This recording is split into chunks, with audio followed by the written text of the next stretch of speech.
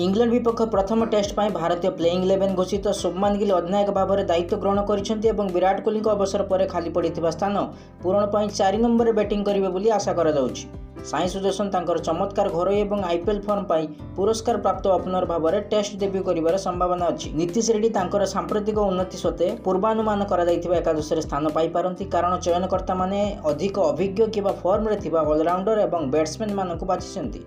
ऋषभ पंत उप अधिनायक और प्रथम पसंदर विकेट कीपर बॉलिंग आक्रमण नेतृत्व बुमराह और सिराज द्वारा नियाजिबो आशा करा जाउछि।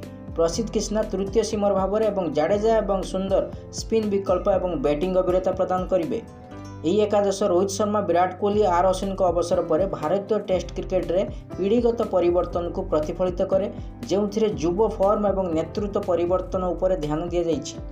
सद्यतम दल घोषणा और प्रासंगिक विश्लेषण उपर आधार करी जून 2025 रे इंग्लैंड विपक्ष प्रथम टेस्ट पर पूर्वानुमानित भारतीय playing 11 Yashasvi Jaiswal opener, Sai Sudharsan opener, Shreyas Iyer, Shubman Gill अधिनायक नंबर 4 रे बैटिंग करी विराट कोहली स्थान ग्रहण करुछंती। करुण नायर, ऋषभ पंत उप अधिनायक wicket keeper, Ravindra Jadeja, Washington Sundar, Jasprit Bumrah, Mohammad Siraj और प्रसिद्ध कृष्णा।